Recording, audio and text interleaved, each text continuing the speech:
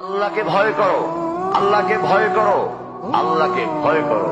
ইত্তাকুল্লাহ, ইত্তাকুল্লাহ, ইত্তাকুল্লাহ। ওহে মুসলিম, তোমাকে আল্লাহর সামনে দাঁড়াতে হবে। তোমার হিসাব নেওয়ার জন্য আল্লাহই যথেষ্ট, যিনি সব জানেন।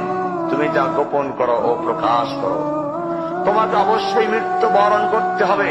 যখন তুমি দুনিয়ার সব কিছু ছেড়ে চলে যাবে, শুধু তুমি আখিরাতের জন্য যা সঞ্চয় করেছ তা নিয়ে সাবধান হও তোমার শেষ আমলের ব্যাপারে। তুমি জানো না কখন তোমার শেষ মুহূর্ত। তুমি কি প্রস্তুত মৃত্যুর জন্য? তুমি কি প্রস্তুত কবরের সওয়াল জবাবের জন্য? তুমি কি প্রস্তুত ভয়াবহ কিয়ামতের জন্য, হাসরের ময়দানের জন্য, হিসাব নিকাশের জন্য, আল্লাহকে জবাব দেওয়ার জন্য, মিজানের জন্য?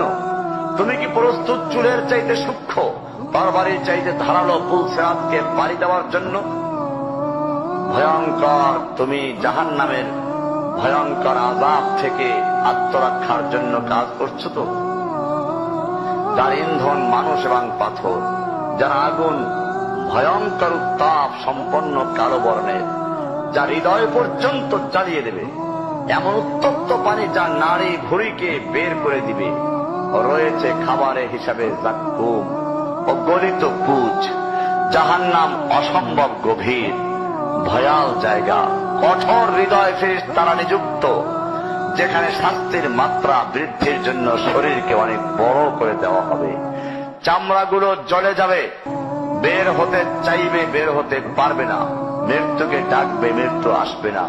ভয়ঙ্কর শাস্তি যা অনন্তকাল ব্যাপী চলতে থাকবে। তুমি অগ্রগামী হও সেই চিরস্থায়ী জান্নাতের দিকে, যেখানে রয়েছে চিরন্তন সুখ। যা মন চাইবে তাই পাবে, যা আদেশ করবে তাই দেওয়া হবে। জেনে রেখো, দুনিয়ার চাওয়া পাওয়ার পূর্ণতার স্থান নয়। দুনিয়া চাওয়া পাওয়ার পূর্ণতার স্থান নয়। দুনিয়া চাওয়া পাওয়ার পূর্ণতার স্থান নয়। জান্নাতি হচ্ছে এমন জায়গা যা তোমার সব আকাঙ্ক্ষাকে পূর্ণ করে দেওয়া হবে। চির কিশোর সেবকগণ, চির যৌবনা সঙ্গিনীগণ, ফল মূল, গোশত, দুধের মধুর শরাবের নহর, উত্তম বাসস্থান ও বিছানা, চির আরাম, চির যৌবন, চির সুখ, অসংখ্য নেয়ামতের মাঝে সবচেয়ে বড় নেয়ামত হবে তুমি আল্লাহকে দেখবে। শুধু তোমাকে এটা বলাই যথেষ্ট মনে করছি, সবচেয়ে কম মর্যাদার যে জান্নাত লাভ করবে তা হবে দুনিয়ার 10টির সমান। সুতরাং হে মুসলিম, হে ভাই, আল্লাহ তোমার প্রতি রহম করুন।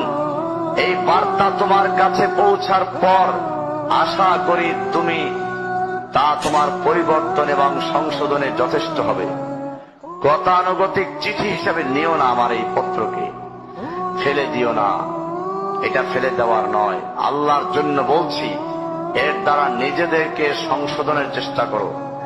আর তোমার অবস্থা যদি উত্তম হয় এর চেয়েও, যা উল্লেখ করলাম, আল্লাহর কাছে কামনা করি তোমাকে তিনি দৃঢ় রাখুন, মাউত পর্যন্ত লেগে থাকো উত্তম